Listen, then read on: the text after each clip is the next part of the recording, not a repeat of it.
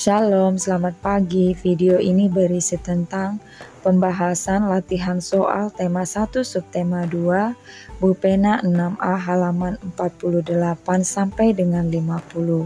Silakan disimak dan jangan lupa di-subscribe ya supaya tidak ketinggalan dengan video-video selanjutnya. Bupena 6A halaman 48 Latihan muatan IPA KD 3.1. 1. Perhatikan tabel di bawah ini. Nama hewan: 1 burung elang, 2 domba, 3 ikan lele, 4 katak sawah, 5 tokek. Hewan yang berkembang biak secara ovipar adalah nomor. Jawabannya B. Hewan pada nomor 1, 3, dan 4. 2. Perhatikan tabel di buku Bupena halaman 48. Pasangan hewan dengan cara perkembangbiakannya yang benar adalah jawabannya D, 3 dengan B, selanjutnya 4 dengan C, dan 5 dengan A. 3. Dari hewan-hewan berikut, yaitu kura-kura, bunglon, kuda laut, katak, dan ikan pari, yang berkembang biak secara ovovivipar, yaitu jawabannya kuda laut dan ikan pari. 4. Kelompokkan hewan-hewan berikut berdasarkan cara berkembang biakannya. Nama hewannya: 1 ikan lele, 2 kupu-kupu, 3 belut, 4 kucing, 5 kuda laut, 6 ayam, 7 beruang, 8 orang utan, 9 ikan pari, dan 10 lumba-lumba. Jawabannya: hewan yang berkembang biak secara ovipar, yaitu ikan lele, kupu-kupu, belut, dan ayam. Hewan yang berkembang biak secara vivipar, yaitu kucing, beruang, orang utan, dan lumba-lumba. Hewan yang berkembang biak secara ovovivipar, yaitu kuda laut dan ikan pari. 5. Perhatikan gambar kedua hewan yang ada di buku Bupena halaman 48. Pertanyaan 5A. Apa persamaan dari perkembangbiakan kedua jenis hewan tersebut? Jawabannya: sayap kelelawar dan burung memiliki bentuk yang berbeda tetapi memiliki fungsi yang sama. 5B. Apa perbedaan dari perkembangbiakan kedua jenis hewan tersebut? Jawabannya: gambar A berkembang biak secara ovipar atau bertelur. Gambar B merupakan vivipar. Bupena 6A halaman 48 sampai dengan 49. Latihan muatan IPS KD 3.1. 1. Negara yang dijuluki lumbung padi dunia adalah negara. Jawabannya B. Thailand. 2. Berikut yang termasuk potensi perairan Laos adalah. Jawaban yang benar C. Ikan karper dan perch. 3. Persamaan kondisi geografis negara Indonesia dan negara Filipina adalah. Jawabannya mayoritas pertanian menjadi kegiatan ekonomi utama.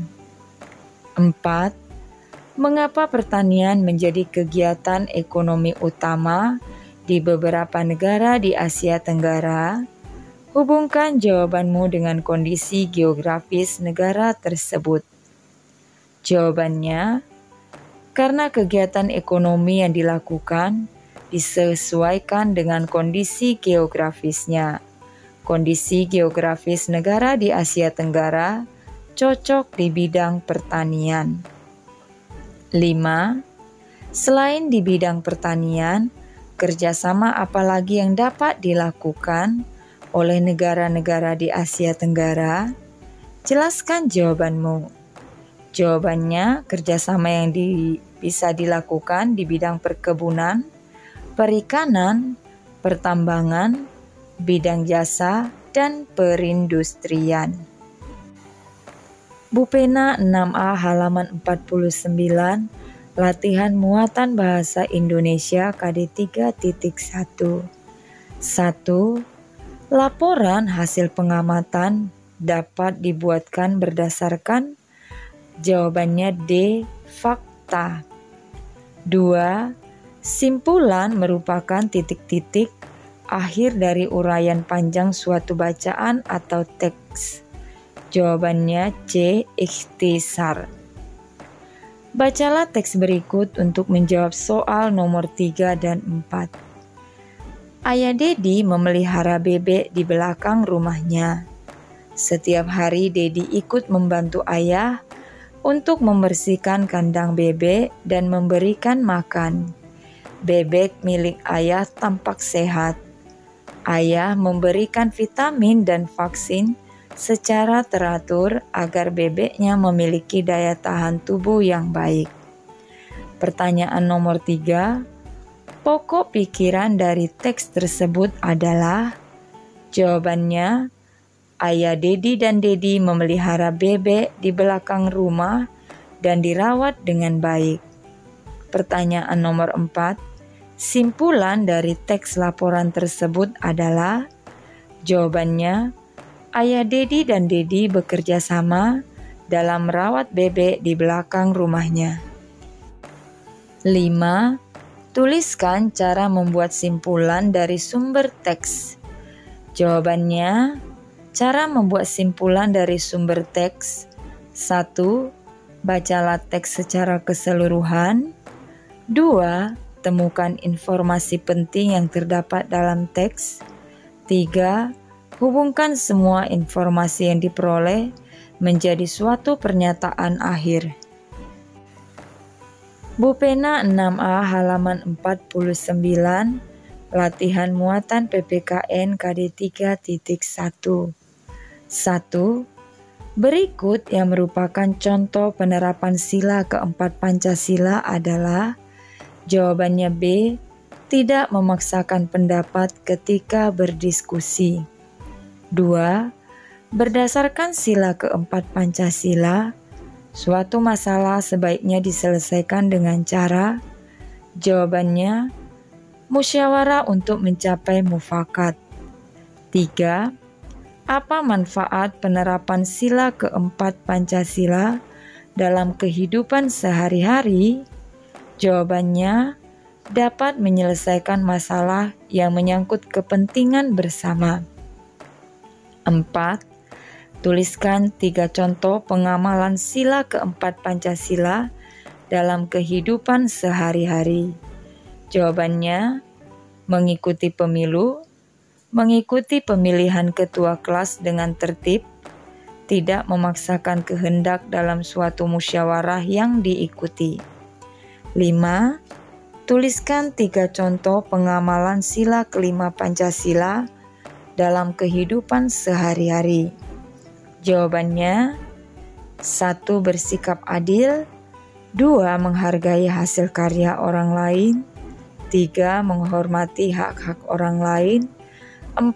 Suka memberi pertolongan kepada orang lain. Bupena 6A halaman 50, latihan muatan SBDP KD 3.1. 1. Amatilah gambar di buku Bupena halaman 50. Alat bantu yang digunakan dalam teknik pembuatan patung seperti pada gambar adalah? Jawabannya B. Pisau sudip. 2. Setelah membuat gambar sketsa, tahap selanjutnya dalam pembuatan patung adalah? Jawabannya A. Memilih bahan. 3. Alat bantu yang digunakan dalam teknik memahat adalah jawabannya pahat dan palu. 4. Contoh bahan yang dapat dipahat dalam pembuatan patung adalah jawabannya kayu dan batu. 5. Apa perbedaan teknik cetak tuang dan cetak tekan dalam pembuatan patung? Jawabannya, pada teknik cetak tuang merupakan teknik yang dilakukan dengan cara menuang adonan cetakan ke permukaan cetakan. Sedangkan teknik cetak tekan merupakan teknik yang dilakukan dengan cara menekan cetakan tanah liat ke permukaan cetakan. Sekian saja pembahasan hari ini. Terima kasih sudah menyimak dan menonton. Shalom.